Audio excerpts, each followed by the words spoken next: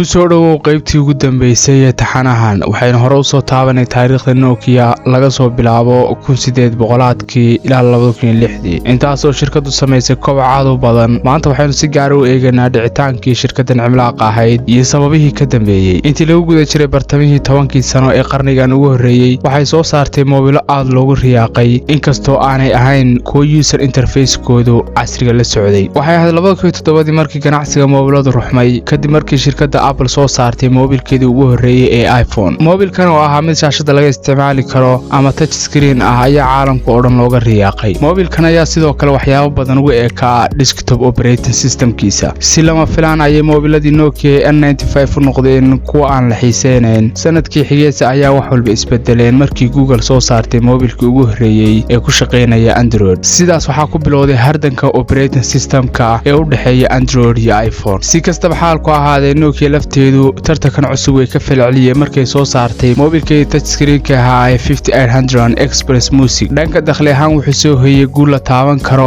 aadna waxaa lagu ammaanay naqshadiisa iyo qiimihiisa hooseeya. Dhanka kale hase ahaatee, qolyaha moobilada review ku sameeya ayaa iyagu dhaleecayn badan u soo jeediyey, iyagoo si gaar ah u dhaleeceeyay software-kiisa liita ee laga baxay. Inkastoo tani jirtay, haddana Nokia falcelinteedu dhaqaale ahaan wuu guulaystay. Haddaba waxaa isweydiin mudan xagee wax ka khaldameen. Sidaan muuqaalka horeba ku sheegnay, waxaa halkan ka maqli doontaa macluumaad ay bixiyeen shaqaalihii xilligaas ee Nokia, kaas oo ay yar tahay inaad barta YouTube-ka ka hesho. Xogta ugu horreysa ee halkan idinku soo gudbinayno waxaa iska leh madaxweyne ku-xigeenkii hore ee shirkadda Nokia, ahaana sidoo kale nashqadeeyaha ugu sarreeya Franka Nuwofo. Nuwofo waxa uu shirkadda la joogay xilligii dahabiga ahaa, balse markii maamulka shirkaddu isbedelay 2006 ayuu iska casilay jagadiisii. Intan soo socota waa hadalkiisii. Dib ayaan u eega, waxaan u malaynayaa in Nokia ahayd shirkad weyn taasi oo bilowday in ay kaliya ilaashato booskeedii halka ay hal abuur samayn lahayd. Isagoo hadalkiisii sii wata waxa uu yidhi, fursaduhu hortooda ayay yaaleen, wayna ku hawlanayeen siday uga faa'iidaysan lahaayeen, balse kaliya waxaa ka maqnaa dareenkii degdega ahaa oo caqliyadoodu waxay ahayd ugu dambayntii waynu gaari doonaa. Tusaale ahaan, Nokia waxay haysatay tablet 8 inch ah in badan ka hor intaanu soo bixin iPad-kii ugu horreeyay. Halkaa waxaynu ka ogaanay in Nokia falcelinteedu ahaa mid gaabis ah, balse dhibku intaas oo kaliya ma ahayn. Aynu xoogaa si qoto dheer u eegno caqliyadda Nokia ee xilligaasi. Arrinkan ayaa ahaa mid kaa yaabin doona. Injineerada Nokia waxay isku qanciyeen in iPhone-ku yahay mid ku kacaya kharash badan, sidoo kalena ku shaqeynaya 2G aadna uga hooseeya marka loo eego adeegii 3G ee Nokia adeegsanaysay. Waxay sidoo kale ka maadsadeen markii iPhone ka gudbi waayey tijaabadii inuu jabi karo iyo in kale. Arrintan ayaa mid lagu qoslo sababtoo ah iPhone waxaa loo iibsaday si kheyral macquul ah. Markii la soo gaadhay 2008 madaxda shirkaddu waxay garwaaqsadeen in caqabadooda ugu weyn tahay sidii u heli lahaayeen operating system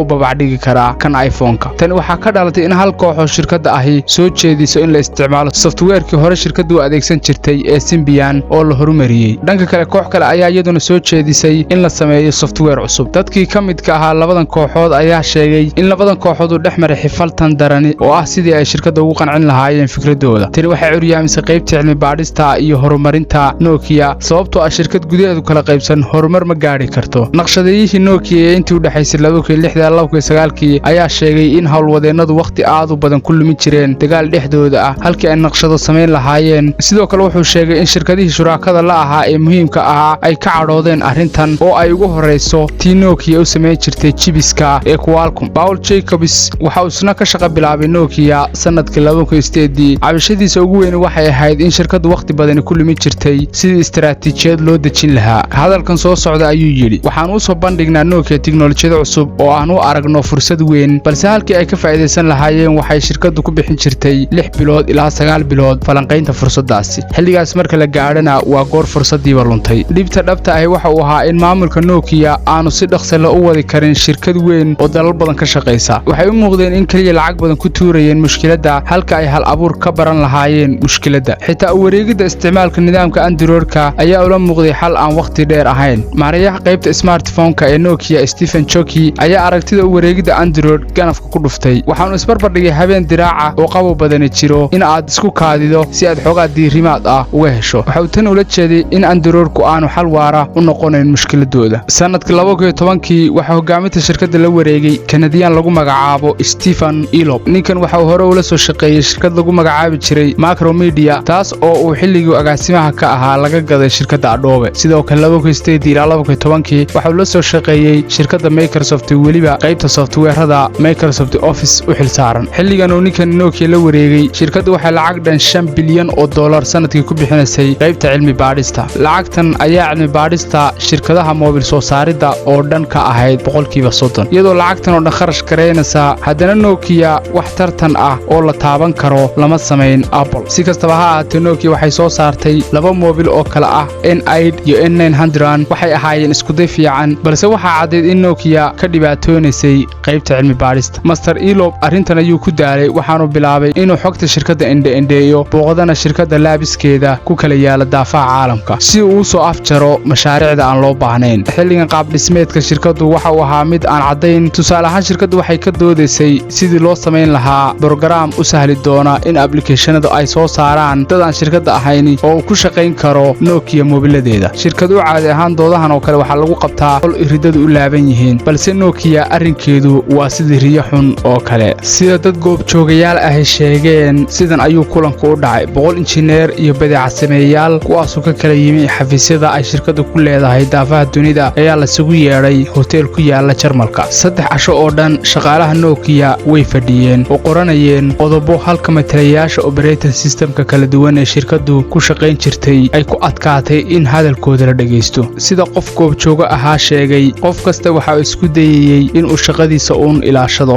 koox kasta waxay isku dayeysay in fikirkoodu noqdo kii lagu soo saari lahaa moobilka ugu fiican ee tartanka geli kara. sida halkaasi ka cad xaaladda shirkaddu ma aanay ahayn mid ku habboon in laga shaqeeyo. si kastaba ha ahaatee shirarka noocan oo kale ah ayuu ka soo dhex baxay laba operating system oo kala ahaa Symbian X Accessor iyo Migo oo ahaa nidaam cusub oo lagu soo daray markii ugu horeysay moobilka N9. inkasta oo Migo ahaa isku day fiican iyo talaabo hore loo qaaday haddana waxa uu ahaa mid soo daahay. App Store-kiisu waxa uu ahaa mid aan horumarsaneyn halka Apple iyo Google App Store-ku ay cirka marayeen. nasiib darrase wax midho ah kama soo bixin isku daygan oo sanadkii 2012 shirkaddu way joojisay isticmaalka Migo. dib haddaynu ugu laabano sanadkii 2011 agaasimaha shirkadda ee Stephen Elop iyo kii Microsoft ee Stephen Ballmer ayaa si wada jir ah u shaaciyay in labada shirkadood yeelanayaan shuraako aad u weyn. waxay sheegeen in moobilada Nokia ay markaas laga bilaabo ku shaqayn doonaan Windows Phone beddelka Symbian iyo Migo. moobiladii ugu horeeyay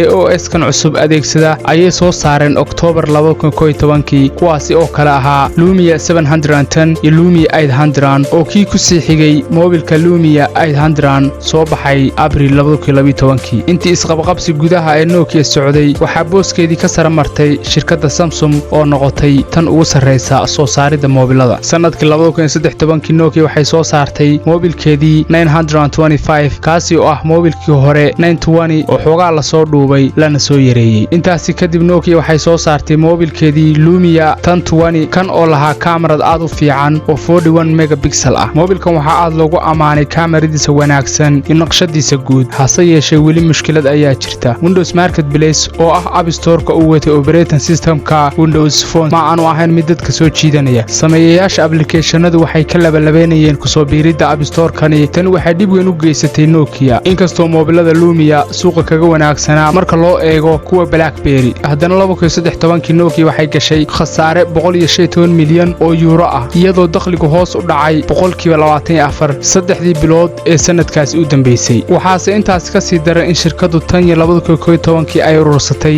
khasaare 4.1 bilyan oo euro u dhigma. marxaladdan markii la soo gaadhay shirkaddu way caddeed inay degaso halka Windowsna aanu ku kaalmayn karin doonta badbaadada. 3 November 2013 waxay Microsoft shaaca ka qaaday inay la wareegayso waaxda moobilada ee Nokia. heshiiskan oo ku kacay $7 bilyan.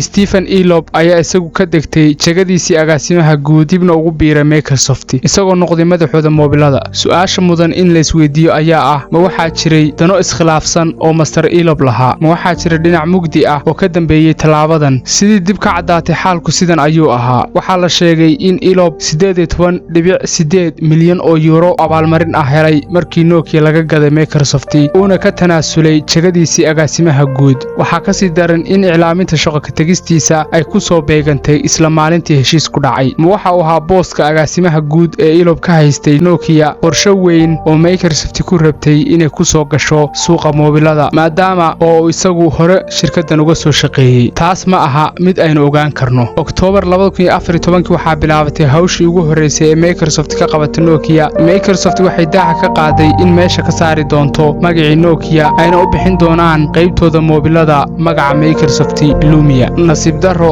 tani waxay ahayd dhamaadka shirkadda Nokia. mustaqbalka ma hubna inay soo laaban doonto iyo in kale, balse hadda sidaas ayay u eg tahay inay ku dhimatay Nokia. haddaba taariikhda shirkadaha tani waa mid aad u soo laalaabatay sidii ku dhacday WebOS-kii shirkadda Palm, moobilada internetka Intel iyo xitaa graphical user interface-kii shirkadda Xerox. waxayna sidoo kale tan ka barananaa inaad noqotid ka ugu horeeya ee fikrad keena in aanay damaanad qaadeen guul ganacsi. maxaad haddaba u malaynaysaa Master Ilob ma dambiile danta gaarka ah ama Microsoft u baabiiyey shirkadda Nokia? noogu sheeg qaybta faallooyinka. sidaas waxaa ku soo gabagabeynaynaa taxanii ka hadlayay mid ka mid ah shirkadihii ugu horeeyay ee caalamka tiknoolajiyada bedelay. si aad ula socotid muuqaalo kan oo kale ah fadlan subscribe saar oo daaro gambaleelka digniinta.